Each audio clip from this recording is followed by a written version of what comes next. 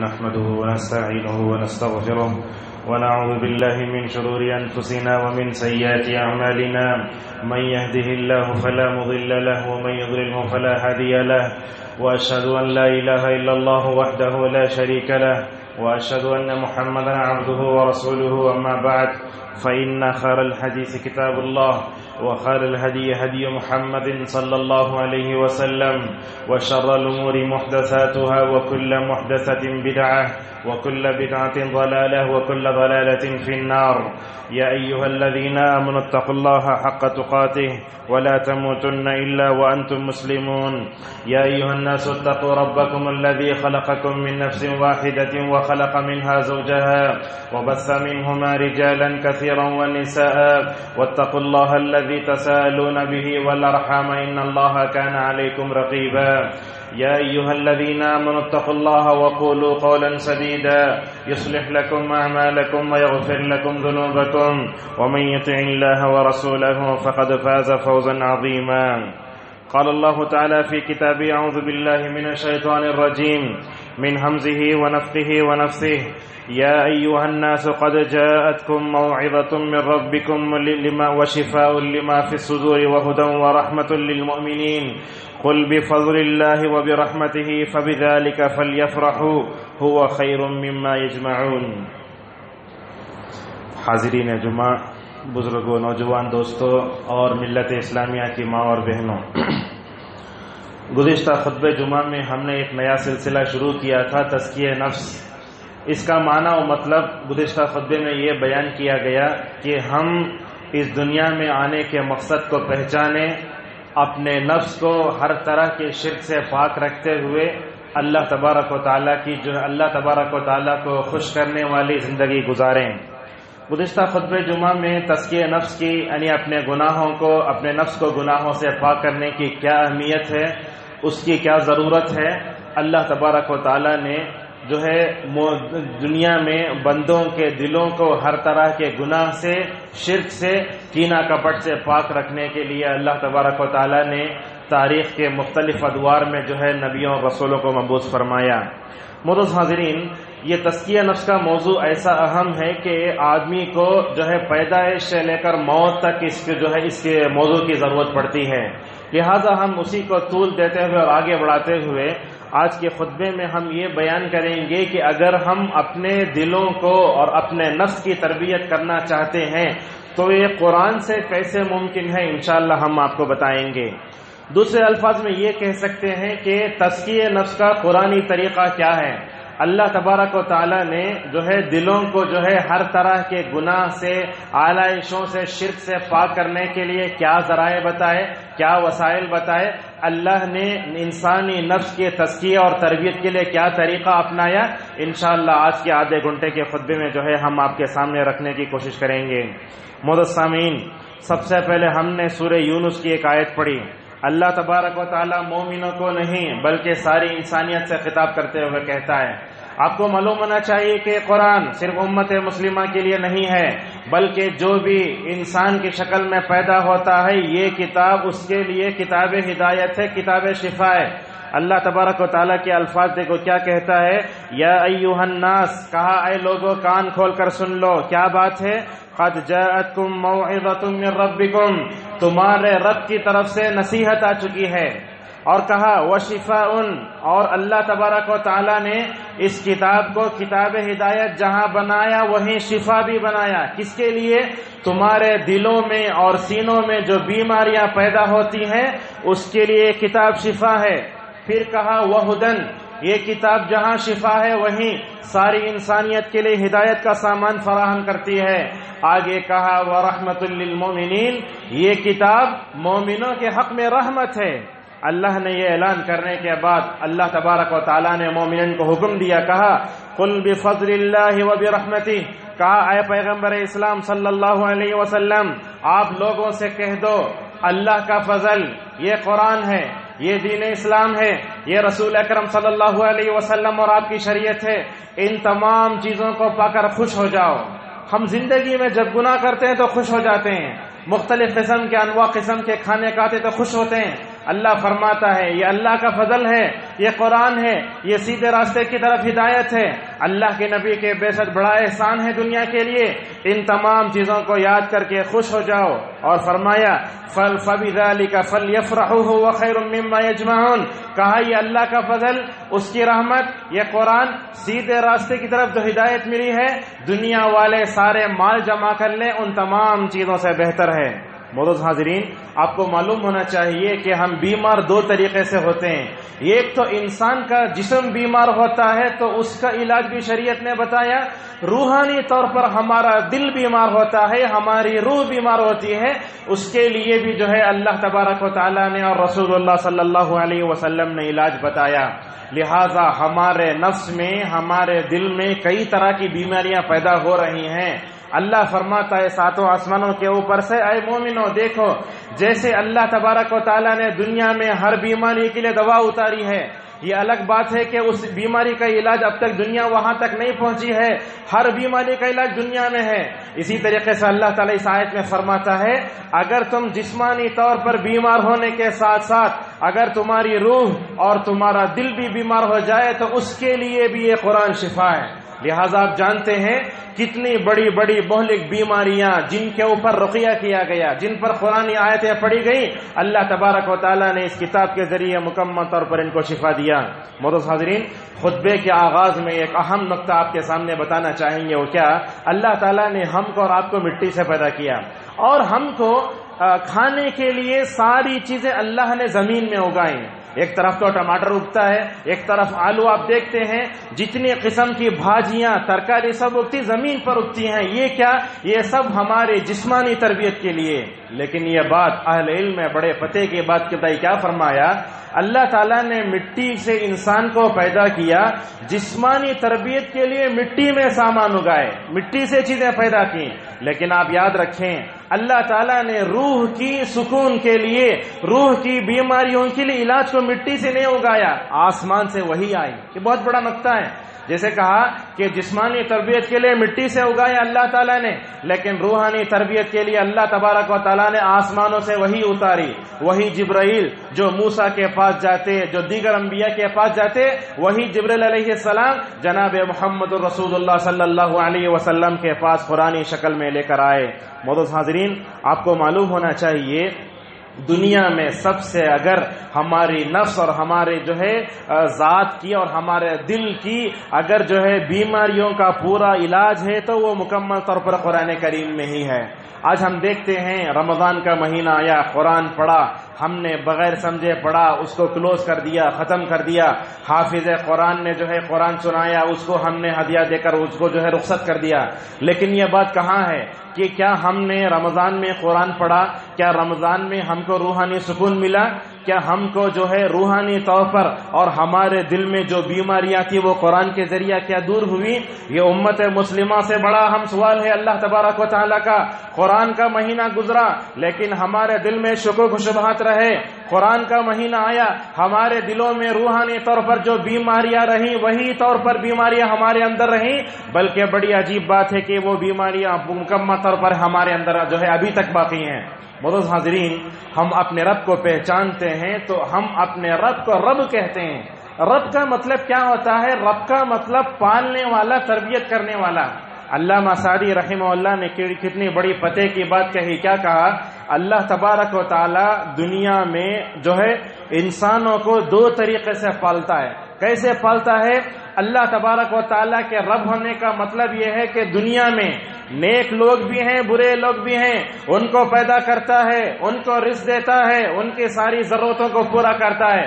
اس میں گنہگار بھی، اللہ کی اطاعت کرنے والے پورے بندے شامل ہو گئے۔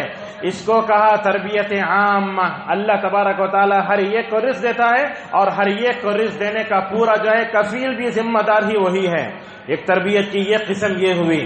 علامہ سعدی آگے جو ہے الحمدللہ رب العالمین کی تشریح میں یہ لکھتے ہیں اللہ تعالیٰ تربیت کا دوسرا جو چیز اپناتا ہے وہ کیا جانتے ہیں؟ تربیت خاصہ. اللہ تعالیٰ دنیا میں کافروں کی تربیت کرتا ہے، عام مومنوں کی تربیت کرتا ہے، لیکن اس سے ہٹ کر اللہ کے جو مقرب بندے نبی اور رسول آئے ان کی خاص طور پر تربیت کرتا ہے. اسی طریقے سے آپ دیکھیں گے حضرت آدم علیہ السلام سے لے کر جناب محمد رسول اللہ صلی اللہ علیہ وسلم تک کتنے نبی دنیا میں تشریف لائے، ہر نبی کی اللہ نے کیسے تربیت کی، ان کو جو ہے گناہوں سے پاک رکھا، کبیرہ گناہ کبھی نہیں کیا کوئی نبی، ہر نبی کی ذات جو ہے شرک سے مکمل طور پر پاک رہی. تو اللہ تبارک و تعالی جہاں رب العالمین ہے تو اس کا مطلب یہ ہوا اللہ تبارک و تعالی عام طریقے سے بھی تربیت کرتا ہے اور خاص طور پر اپنے نبیوں کی اور ولیوں کی، جیسے ہم دیکھتے ہیں اللہ کے نبی صلی اللہ علیہ وسلم نے اپنے صحابہ کی کیسے تربیت کی. معزز حاضرین، دنیا میں جب بھی تربیت کی بات آتی ہے اپنے نفس کی اور اپنے ذات کی، ہم یہ سمجھتے ہیں کہ ہم اپنے بچوں کو کسی اسکول میں داخلہ کر دیں، پیسے دلا دیں، اس کے اسکول کی ساری ضرورتوں کو پورا کر دیں، ہم سمجھتے ہیں کہ ہم نے اس کی تربیت کر دیا. یاد رکھو تعلیم کا معنی الگ، تربیت کا معنی الگ ہے.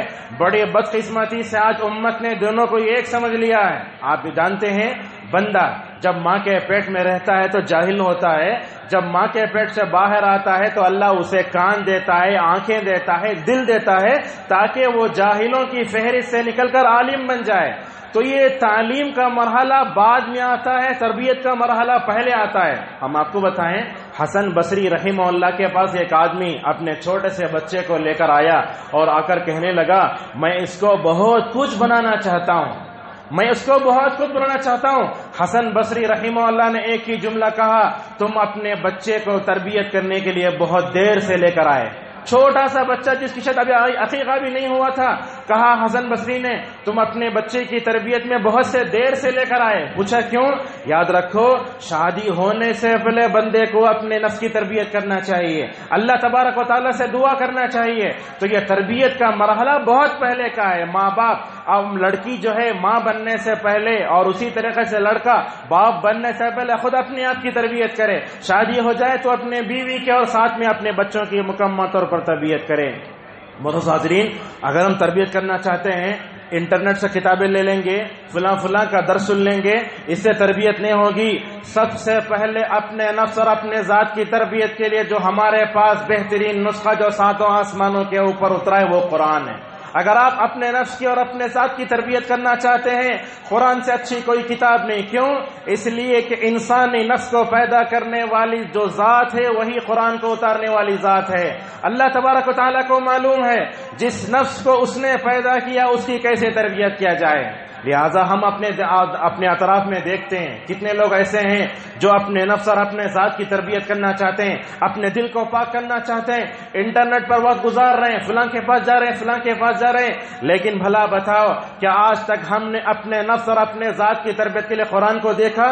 کیا قرآن کا مطالعہ کیا؟ یہ سب سے پہلی بات ہے. اور معزز حاضرین، اس طریقے سے آپ جانتے ہیں قرآن کے ذریعے اپنے نفس اور اپنے ذات کی تربیت اگر آپ کریں گے اس کا فائدہ کیا ہوگا؟ اللہ تبارک و تعالیٰ نے قرآن میں بتایا کہ اپنے نفس کی اور اپنے ذات کی تربیت کیسے کرو. اللہ نے بتایا اور اللہ نے جو بات بتائی وہ جھوٹ نہیں ہو سکتی. اللہ نے اپنے انسانی نفس کی اور اس کے ذات کی تربیت کا طریقہ اپنایا. اس طریقے کے بارے میں آپ کیا سمجھتے ہیں؟ یہ طریقہ کوئی کھوکھلا طریقہ نہیں ہے، یہ ساتوں آسمانوں کے اوپر سے اترنے والا طریقہ ہے. یہ وہ نسخہ کیمیا ہے، اگر اس کو دنیا اپناتی ہے ماضی میں بھی کامیاب ہوئی، حال میں بھی کامیاب ہوگی اور آخرت میں بھی کامیاب ہوگی. یاد رکھو قرآن کے بغیر ہم اپنے نفس اور اپنے ذات کی تربیت نہیں کر سکتے. معزز حاضرین، ہم آپ کو بتائیں اللہ نے انسان کو پیدا کیا، اس کے اندر ایک نفس رکھا. یہ نفس کئی طریقوں کے حالتوں سے گزرتا ہے. اہل علم کہتے ہیں کہ انسان کا جو اپنا نفس ہے 3 حالتوں میں بدلتا ہے. جیسے دل کو قلب کہا گیا، اس کا مطلب ہی ہے لمحہ لمحہ بدلنے والا۔ اب دیکھیے، اب ہمارے پاس وقت 1:10 ہو رہا ہے، 1:11 پر ہمارے دل کی کیا حالت ہوگی ہم نہیں پہچان سکتے، 1:12 پر کیا ہوگا ہمارے دلوں کی حالت کیفیت نہیں ہو سکتے۔ یہی بات تو حضرت انس رضی اللہ تعالیٰ عنہ نے بیان فرمائی۔ کیا کہا؟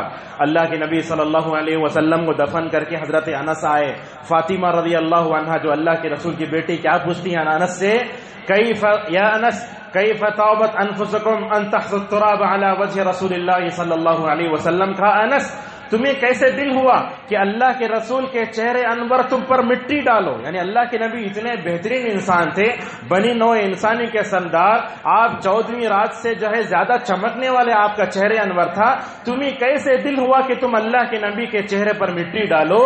تو اللہ حضرت انس کہتے ہیں کیا کرنا ہے، ہر ایک کو موت کا مزہ چکنا ہے، نبی بھی مرتا ہے تو اس کو بھی دفن کرنا ہے۔ لیکن حضرت انس نے اس کے بعد ایک جملہ کیا کہا، جب تک رسول اللہ صلی اللہ علیہ وسلم دنیا میں تھے ہمارے دلوں کی کیفیت کچھ اور تھی، لیکن اللہ کے نبی کو ہم نے دفن کیا تو دلوں میں فوراً تبدیلی آئی۔ یہ صحابہ اکرام محسوس کرتے تھے دل بدلتا ہے، انسان کا نفس بدلتا ہے، اس کی ذات بدلتی ہے، تو بدلتے حالات میں انسان کو اپنے نفس پر بہت زیادہ کنٹرول کرنا چاہیے۔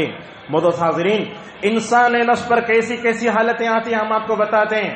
سب سے پہلے انسان کے نفس پر آنے والی سب سے پہلی کیفیت نفس مطمئنہ ہے۔ یہ سورہ فجر میں آیت ہے، اللہ فرماتا ہے یا ایتھا النفس المطمئنہ ارجعی الی ربک راضیۃ مرضیہ فادخلی فی عبادی وادخلی جنتی۔ اللہ فرماتا ہے اے اطمینان رکھنے والے نفس، کیا کر، یا ایتھا النفس المطمئنہ، اے اطمینان رکھنے والے نفس، تو جو ہے اپنے رب کی طرف پلٹ جا، تو میری جنت میں داخل ہو جا اور اپنے بندوں کو میری جنت میں داخل کر دے۔ تو یہ نفسوں میں ایک نفس ایسا ہے جس کو بڑا اطمینان ہوتا ہے۔ وہ نفس مطمئنہ کیا ہوتا ہے؟ اللہ تبارک و تعالی دنیا میں جو ہے ہر ایک کو یہ نفس نہیں نوازتا۔ نفس مطمئنہ کا مطلب کیا ہوتا ہے؟ اللہ پر پورا یقین رکھنے والا۔ جیسے ہم اللہ پہ ایمان لے آئے، اللہ نے زندگی میں جو بھی لکھا وہ مقدر ہو کر رہے گا، کبھی خوشیوں کا سامنا کرنا پڑے گا، کبھی دکھوں کا سامنا کرنا پڑے گا، جو بھی چیز آتی ہے بندہ کہتا ہے کل من عند اللہ، اللہ نے مجھے پیدا کیا ہے تو ہر چیز اللہ تبارک و تعالیٰ کی طرف سے آتی ہے۔ معزز حاضرین، آج دنیا میں ہم دیکھتے ہیں پریشان ہوتے ہیں، کبھی گانے سن کر، کامنٹ سن کر نیند کی دوا کھا کر سو جاتے ہیں۔ ایسے نفس کو نفس مطمئنہ نہیں کہا جاتا۔ اللہ کے ذکر کو پا کر جس نفس اور دل کو اور جس ذات کو اور جس نفس کو اللہ کا ذکر میں سکون مل جائے، وہ سکون دنیا میں کسی اور طریقے سے حاصل نہیں ہو سکتا۔ اور بندے مومن ہمیشہ اللہ کی تقدیر پر ایمان رکھتا ہے۔ اللہ کے نبی صلی اللہ علیہ وسلم نے فرمایا تقدیر اچھی ہو یا بری، ہر تقدیر پر ایمان رکھنا ضروری ہے۔ اگر آپ دنیا میں اس جنت میں جانے سے پہلے اپنی زندگی کو جنت بنانا چاہتے ہیں، اللہ کی تقدیر پر ایمان رکھو۔ اللہ کی تقدیر پر ایمان رکھیں گے، اللہ تبارک و تعالی دنیا میں آپ کی زندگی کو سکون سے بھر دے گا۔ آج ہم دیکھتے ہیں انسان کما رہا ہے، خوب کما رہا ہے، معلوم ہونا چاہیے اللہ نے اس کے مقدر میں جتنا مال رکھا ہے اتنا ہی مل کر رہے گا۔ وہ تگو دو کر لے، نمازوں کو چھوڑ لے، رات میں لیپ ٹاپ بیٹھ کر آن لائن کام کرے، لیکن اس کو اتنا ہی مال ملے گا جتنا اللہ نے اس کے مقدر میں رکھا ہے۔ اسی طریقے سے معزز حاضرین، یہ نفس مطمئنہ نفس کی ایسی قسم ہے جو بہت اعلیٰ ہے۔ کیا مطلب ہے؟ اللہ تعالیٰ کی عبادت میں لذت پانے والا۔ جب بندہ اللہ کے سامنے سجدے میں اپنا سر رکھتا ہے، اس کو اللہ کے قریب ہونے کا احساس ہوتے ہوتے اس کو ایسا مزہ ملتا ہے کہ وہ الفاظ میں بیان نہیں کر سکتا۔ یہ حضرت خبیب رضی اللہ عنہ ہیں، جن کو جو ہے مکے میں پھانسی دینے کا پروگرام بنایا گیا۔ ان سے پوچھا گیا اے خبیب تمہارے زندگی کی اپنی آخری خواہش کیا ہے؟ اگر ہم ہوتے تو کہتے بیوی سے ملا لو، بچوں سے ملا لو، اپنے ماں باپ سے ملا لو۔ یہ صحابہ بھی بڑے اونچے درجے کے مالک تھے۔ اللہ نے ان کو ایسا نفس دیا تھا جب تک اللہ کے سامنے سجدہ نہ کرتے ان کو اطمینان حاصل نہیں ہوتا۔ کیا کہا خبیب رضی اللہ عنہ نے؟ اے دشمنوں، مجھے اپنے رب کے سامنے 2 رکعت نماز پڑھنے کا مجھے موقع دو۔ نماز پڑھنے لگے، نماز پڑھنے کے بعد جلدی جلدی سلام پھیرنے کے بعد اپنے دشمنوں سے کہنے لگے دیکھو میں نے اپنی زندگی کی آخری نماز آج پڑھی ہے، دل تو چاہتا تھا کہ سجدے لمبے کروں، قرات کو لمبا کروں، لیکن تم یہ کہنے لگ جاؤ کہ خبیب موت کے ڈر سے لمبی نمازیں پڑھ رہا ہے۔ یہ دیکھو امام بخاری رحمت اللہ علیہ نے خبیب کا واقعہ نقل کر کے کہا موت سے پہلے 2 رکعت نماز پڑھنے کا یہ طریقہ خبیب نے اسلام میں سب سے پہلے ایجاد کیا۔ لہٰذا آدمی اللہ تعالیٰ کے سامنے سجدہ کرنے، اس کے عبادت میں لگ جانے میں جو لذت محسوس کرتا ہے اسی کو کہا جاتا ہے نفس مطمئنہ۔ اور معزز حاضرین، بندہ نافرمانی کر کے خاموش نہیں بیٹھتا، جیسے کہ وہ نافرمانی کرتا ہے اس کا دل اس کو ایسے ملامت کرتا ہے، کہتا ہے اے بندے تیرے اندر ملامت کرنے والا نفس ہے، تو اپنے نفس کو نفس مطمئنہ بنا لے۔ لہٰذا صحابہ کرام میں کئی ایسے تھے جن کا نفس ایسے ہوتا تھا جب وہ نافرمانی کرتے اطاعت کر کے اپنے نفس کو سکون پہنچاتے تھے۔ ہمارا حال ایسے ہونا چاہیے، ایک وقت کی نماز چھوٹ جائے تو پریشان ہو جائیں، اگر اللہ کی نافرمانی کرے تو فوراً کانپ اٹھیں۔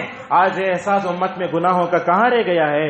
معزز حاضرین، نفس مطمئنہ کا مطلب ایسا نفس جو ایک ہی جگہ رہتا ہے، ایک ہی جگہ مطلب اللہ کے ایمان پر باقی رہتا ہے، اگر وہ فائدہ ملتا ہے تو کبھی کفر کی طرف بھی نہیں جاتا، شرک کی طرف بھی نہیں جاتا، اللہ جس حالت میں رکھے اس حالت میں مکمل طور پر رہتا ہے۔ نفس مطمئنہ کا مطلب یہ جہنم کو یاد کر کے کانپ جائے۔ نفس کی یہ قسم اللہ نے نبیوں اور رسولوں کو دی، یہ ابراہیم علیہ السلام ہے، اللہ نے فرمایا ان کے بارے میں ان ابراہیم لأواه حلیم۔ ابراہیم علیہ السلام گناہ کرنے کے بعد گڑ گڑا کر فوراً اللہ تبارک و تعالیٰ کی طرف لپکنے والے۔ معزز حاضرین، سورہ طور میں آپ پڑھیں گے تو آپ کو معلوم ہوگا مومن ایسے ہوتا ہے وہ تو جب جہنم کو یاد کرتا ہے تو کام جاتا ہے اور اللہ سے کہتا ہے اللہ تبارک و تعالیٰ نے مجھ کو، میرے والدین کو، میری بیوی کو، میرے بچوں کو جہنم کے عذاب سے بچائیں۔ یہ دعا جو ہے نفس مطمئنہ والا کرتا ہے۔ معزز حاضرین، نفس مطمئنہ کا مطلب یہ ہے کہ ایسا نفس جو ہمیشہ اللہ کی ذکر میں مکمل طور پر لگا رہے۔ اور نفس مطمئنہ کا وصف بیان کرتے ہوئے اہل علم نے کہا نفس مطمئنہ وہ ہوتا ہے جو ہمیشہ اپنے کوتاہیوں پر نظر رکھتا ہے۔ انشاءاللہ اپنے نفس کی تربیت اور صلاحیت پر مختصر ہم بولیں گے۔ یہاں سمیٹتے ہوئے ہم یہ کہنا چاہتے ہیں نفس مطمئنہ کا مطلب ایسا آدمی جو ہمیشہ اپنے عیب پر نظر رکھتا ہے، اپنی اصلاح کرتا ہے، دوسروں کے عیوب کو تلاش نہیں کرتا، ایسا نفس جو ہے نفس مطمئنہ ہوتا ہے۔ معزز حاضرین، نفس مطمئنہ رکھنے والا ایسا آدمی جس کے سامنے کئی بڑی آزمائشیں آ جائیں، جس کے سامنے جو ہے آزمائشوں کا سمندر آ جائے، اس کا ایمان ایسا غیر متزلزل کہ حوادث اور آزمائشیں بھی اس کے ایمان اور نفس کو ہلا نہیں سکتے۔ یہ حضرت ابراہیم علیہ السلام ہیں، برہنہ کر کے ننگا کر کے جو ہے آگ میں ڈال دیا گیا، ہنستے ہوئے نکلے، کہا حسبنا اللہ و نعم الوکیل۔ یہ نفس مطمئنہ وہ نفس ہے جو اللہ پہ بھروسہ کرتا ہے، وہ یہ کہتا ہے اے لوگو اللہ نے مجھے ایسا نفس دیا ہے، دنیا کی کوئی ذات مجھے نفع نہیں دے سکتی، دنیا کی کوئی ذات مجھے نقصان نہیں پہنچا سکتی، نفع کا مالک بھی وہی، نقصان پہنچانے والی ذات بھی وہی ہے۔ یہی ہے تو اللہ کے نبی صلی اللہ علیہ وسلم نے بات بیان فرمائی۔ معزز حاضرین، اللہ تبارک و تعالی نفس مطمئنہ کن کو دیتا ہے؟ نفس مطمئنہ وہ نفس ہے جو ہے نیکی کر کے خوش ہو جاتا ہے۔ آپ دیکھو زندگی میں کئی موقع ایسے آتے ہیں انسان برائی کر کے خوش ہوتا ہے، لیکن دنیا میں ایسے لوگ بھی اس روئے زمین پر موجود ہیں نیکی کر کے خوش ہو جاتے ہیں، نیکی کر کے سنت کر کے ان کی آنکھوں میں خوشی سے آنسو آ جاتے ہیں، یہ اصل میں ان کے جو ہے ایمان کی علامت ہے۔ رسول اللہ صلی اللہ علیہ وسلم نے کیا بیان فرمایا؟ گناہ وہ ہے جس کو دیکھ کر تمہارے دل میں کھٹکا محسوس ہو، یہ گناہ ہے۔ نیکی کیا ہے؟ کہا البر مطمئن الیہ القلب وما سکنت الیہ النفس، کہا نیکی وہ ہے جس کو کر کے تمہارا دل خوش ہو جائے۔ اگر نماز فجر کی میں جو ہے سنت پڑھوں، اللہ کے سامنے کہوں رب یہ دنیا کے سارے مالداروں سے بہتر کام میں نے کیا ہے، اللہ نے مجھے اتنی بڑی بات کی توفیق دی، تو لہٰذا نیکی کر کے خوش ہونا یہ نفس مطمئنہ کا جو ہے کام ہے۔ معزز حاضرین، اسی طریقے سے اور ایک نفس ہے، نفس لوامہ۔ لوامہ کا مطلب ملامت کرنے والا، مطلب کیا؟ برائی کرنے کے بعد ہمارا نفس اللہ نے اندر ایسے رکھا ہے کہ جب بھی برائی کریں فوراً اندر سے کہتا ہے اے بندے تو اپنے رب کی کیوں نافرمانی کر رہا ہے، اپنے رب کی فرما برداری کر۔ جب بھی ہم گناہ کرتے ہیں تو ہمارا نفس اندر سے کہتا ہے یہ مت کرو، ایسا مت کرو۔ کبھی دیکھو ہم اپنی زندگی میں دیکھتے ہیں یہ گناہ کرتے ہیں، گناہ کرنے کے بعد حسرت کے علاوہ اور کوئی چیز جو ہے ہاتھ میں نہیں آتی. بڑی اچھی بات کہی امجد حیدرآبادی نے، کہا لذتیں ختم ہو گئی امجد، لذتوں کا عذاب باقی ہے. ہم نے اللہ کی نافرمانی کی، وقتی طور پر گناہوں میں لذت ملی، لڑکیوں سے عشق کر کے غلط جو ہے ہمیں جو ہے تعلقات پیدا کیے، یہ وقتی طور پر لذت دے گی، لیکن آپ گناہ کرنے کے 5 منٹ کے بعد سو جائیں گے تو پچھتاوا آئے گا. کاش گزرے ہوئے ان اوقات میں اگر ہم نے اللہ کی فرمانبرداری کرتے تو کتنا اچھا ہوتا. اور یاد رکھو اللہ کی فرمانبرداری کرنے میں جو لذت ہے وہ زندگی میں اللہ کی نافرمانی کرنے میں نہیں ملے گی. دو بڑے مشہور عالم دین ہیں. دیکھو اپنے نفس کی تربیت کیسے کرتے تھے. ان کے پاس سوکھی روٹی ہے، سامنے یہ گلاس میں زمزم ہے، سوکھی روٹی ہے، سامنے جو ہے زمزم ہے ایک گلاس میں. سوکھی روٹی کو زمزم کے پانی میں بھگوتے ہیں اور کھاتے ہیں. ایک طرف تو سوکھی روٹی اور زمزم نظر آ رہا ہے، دوسری طرف کعبۃ اللہ کا روح پرور نظر آ رہا ہے. کیا کہتے ہیں؟ ایک طرف کعبۃ اللہ کی طرف دیکھتے، دوسری طرف اپنے سامنے سوکھی روٹی اور جو ہے زمزم کا گلاس دیکھتے تو کیا کہتے؟ اللہ نے کعبۃ اللہ کو دیکھنے میں جو لذت دی ہے، زمزم میں ڈبو کر روٹی کھانے میں جو لذت دی ہے، اگر یہ مزہ دنیا کے بڑے بڑے بادشاہوں کو معلوم ہو جائے تو بادشاہ ہمارے اس لذت کو اور سکون کو چھیننے کے لیے لڑ پڑیں گے. ایسا مزہ اللہ تبارک و تعالیٰ نے دیا ہے. تو نفس لوامہ کا مطلب وہ نفس اگر گناہ ہو جائے فوراً اس کو نفس ملامت کرنے لگے.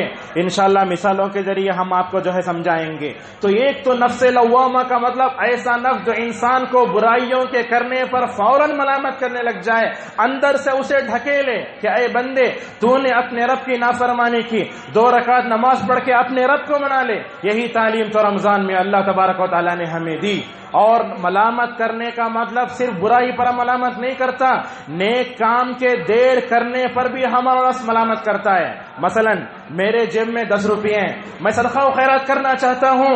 اگر میں صدقہ و خیرات کرنے میں دیر کرتا ہوں تو اندر سے میرا دل اور میرا نفس یہ کہتا ہے بندے یہ 10 روپے اللہ کے راستے میں دے، کہیں ایسا نہ ہو جائے دینے سے پہلے جو ہے ملک الموت تیرا کہیں منہ نہ دبا لے. لہٰذا معلوم کیا ہوتا ہے، برائی پر ملامت کرتا ہے، نیک کام کے تاخیر کرنے پر بھی یہ نفس ملامت کرتا ہے. یہ تو 2 ہوئی حالتیں. اور ایک حالت ہے ہمارے نفس پر اور ایک بڑی بری خراب عادت آتی ہے. وہ کیا؟ ہمارا نفس اندر سے انسان کو برائی پر آمادہ کرتا ہے. جیسے ہم نے کہا سوشل میڈیا کا زمانہ ہے، وائی فائی کے گھر میں انتظام ہے، چھوٹے چھوٹے بچیوں کے ہاتھ میں ہم نے موبائل تھما دیا، بچے گانے دیکھ رہے ہیں، سیڑیاں دیکھ رہے ہیں، ایسے ساری چیزیں ہو رہی ہیں. تو ایسا ہو رہا ہے ہمارا نفس ہم کو برائیوں کی طرف لے جاتا ہے. مثلا میرے پاس جیو سم ہے، ظہر کی اذان ہو رہی ہے، حی علی الصلاح حی علی الفلاح، شیطان کہتا ہے کہ گانے دیکھ لو، کامیڈی دیکھ لو، فلم دیکھ لو. تو ہمارا نفس اگر ہم کو برائی کی طرف لے گیا تو نفس امارہ ہے. یاد رکھو ہمارا نفس کب بدلے گا؟ انسان نیکی سے 10 سیکنڈ میں برائی کی طرف چلا جائے گا، کبھی بول نہیں سکتے. اسی لیے حضرت یوسف علیہ السلام جو اپنے وقت کے نبی تھے، اللہ نے ان کو جو ہے مصر کا بادشاہ بنایا تھا. اللہ نے اخلاق کی خوبصورتی بھی دی، ظاہری خوبصورتی بھی دی. جب عزیز مصر کی بیوی نے دروازہ بند کر کے حضرت یوسف کی قمیص کو پیچھے سے پکڑنے کی کوشش کی، کہا رب مجھے جیل کی سلاخیں دیکھنا پسند ہے لیکن مصر کی عورتوں کی فتنے میں تو مجھے مبتلا مت کر. رب میں جیل کی سلاخوں میں چلا جاؤں گا لیکن مصر کی عورتوں کی فتنے میں مجھے مبتلا مت کر. اس وقت اپنے نفس کے بارے میں یوسف کیا کہتے ہیں وما ابرئ نفسی، کہتے ہیں رب میں اپنے نفس کو دنیا میں سب سے پاکیزہ قرار نہیں دیتا. کیوں؟ ان النفس لامارۃ بالسوء، کہا انسان کا اپنا نفس اس کو کبھی بھی برائیوں کی طرف لے جا سکتا ہے.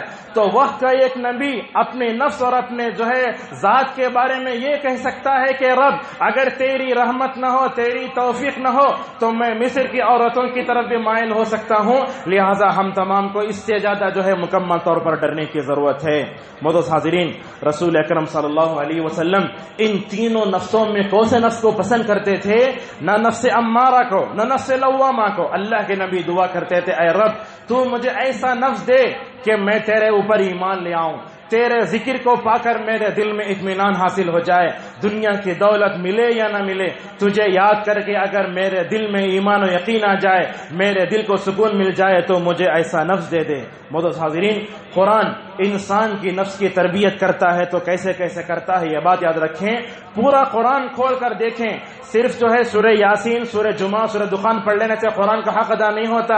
ایک مہینے میں ایک مکمل تربیہ قرآن پڑھنا چاہیے۔ صحابہ اکرام ہر 7 دن میں قرآن پڑھتے تھے، لیکن یہ سوشل میڈیا آ کر تمام چیزوں نے ہم کو قرآن سے غافل کر دیا ہے۔ قرآن کھول کر دیکھو، اللہ تبارک و تعالی ہمارے دلوں کے نفس کی تربیت کیسے کرنا چاہتا ہے۔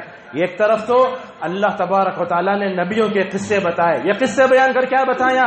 نبیوں کے قصے بیان کر کے یہ بتایا کہ اگر تم اپنے نفس کی اور اپنی ذات کی تربیت کرو گے تو نبیوں جیسا معاملہ ہوگا۔ مثلا نبیوں کو دیکھو، نبیوں کا ایمان کیسے، ایک طرف تو ہمیں صبر کرنے والے حضرت نوح علیہ السلام نظر آتے ہیں، ایک طرف حضرت ایوب علیہ السلام کو دیکھو، 18 سال تک آزمایا، سوائے بیوی کے پورے لوگ الگ ہو گئے، لیکن سوائے رب انی مسنی الضر وانت ارحم الراحمین کے علاوہ اللہ سے کوئی شکایت نہیں کی۔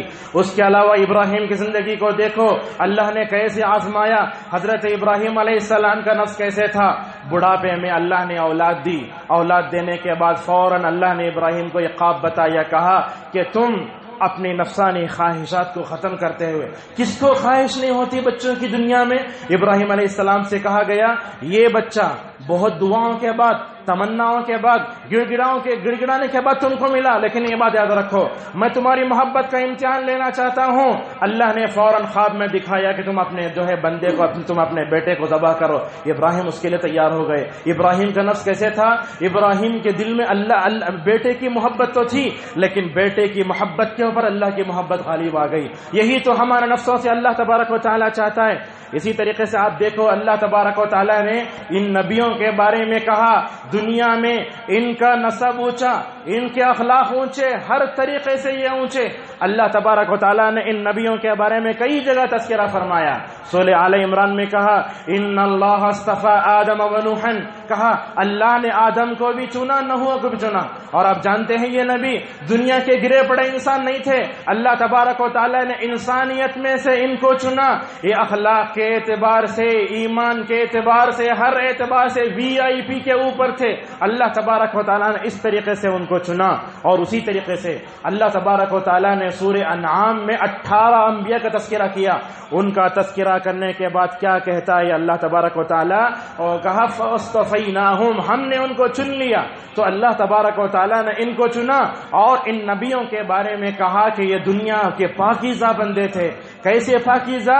صرف جسمانی اعتبار سے پاکیزہ نہیں، اپنی روح کے اعتبار سے، اپنے دلوں کے اعتبار سے، اپنے نفس کے اعتبار سے مکمل طور پر پاک تھے۔ معزز حاضرین، اگر آپ دیکھنا چاہتے ہیں کہ دل کیسے پاک ہوتا ہے، آپ یہ دیکھنا چاہتے ہیں کہ نفس کی تربیت کیسے کرنا تھا، یوسف علیہ السلام کو دیکھو۔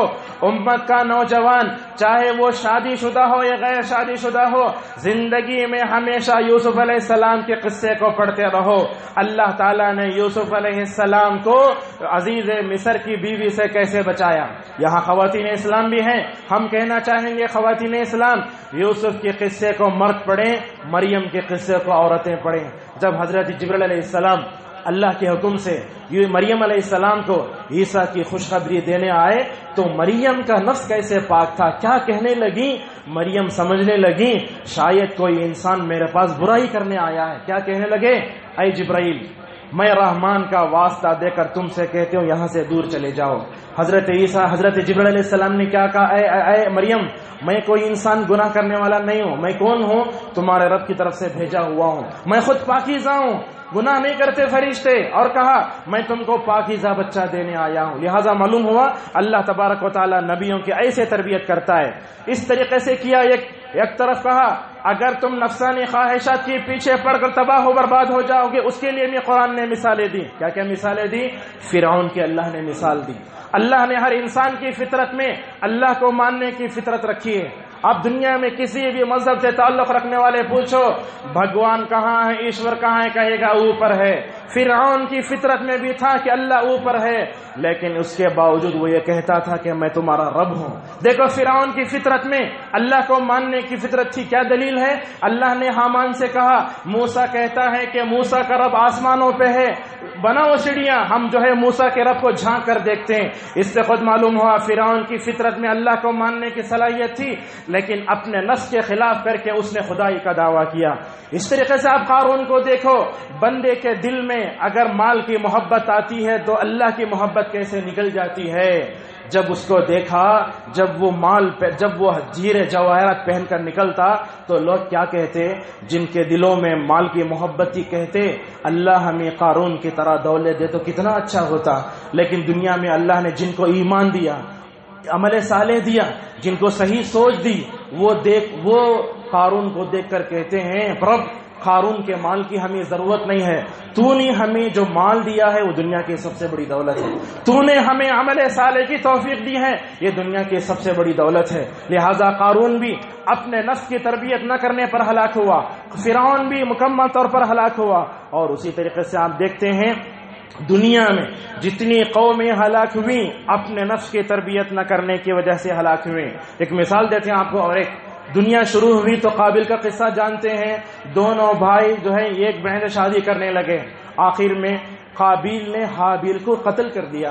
اللہ تبارک و تعالی وہاں تذکرہ کرتے ہوئے کہتا ہے کہ قابیل اپنے نفسانی خواہشات میں پڑھ کر اپنے بھائی کو قتل کر دیا۔ معلوم ہوا دنیا میں جتنی برائیاں پیدا ہو رہی ہیں اپنی نفسانی خواہشات کی وجہ سے ہو رہی ہیں۔ معزز حاضرین، اپنے نفس کی تربیت اور اپنے ذات کی تربیت میں اگر کسی چیز کا اور ایک بڑا دخل ہے تو اللہ کی قدرت ہے۔ اگر ہم اللہ کی قدرت کو مانتے ہیں، گناہ کرنے سے پہلے اللہ کی قدرت کو سوچ لو۔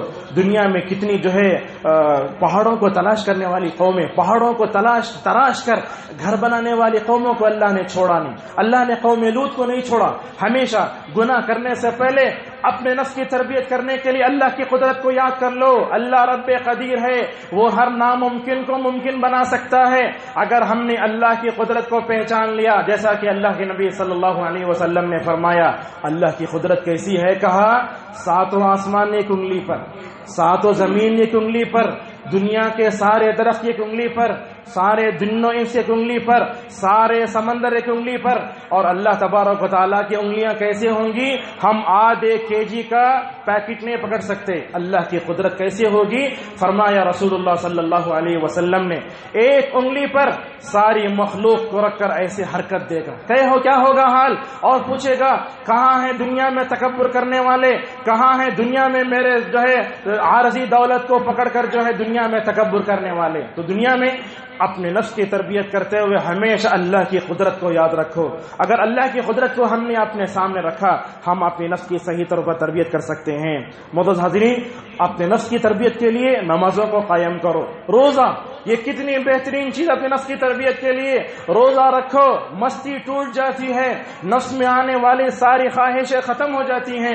اسی لیے رسول اللہ صلی اللہ علیہ وسلم نے بیان فرمایا، اے نوجوانوں کی جماعت، اگر تم میں سے کسی کو طاقت ہے تو شادی کر لے، اگر شادی کرنے کے لیے پیسہ نہیں ہے تو کیا کرو؟ فرمایا روزے رکھو۔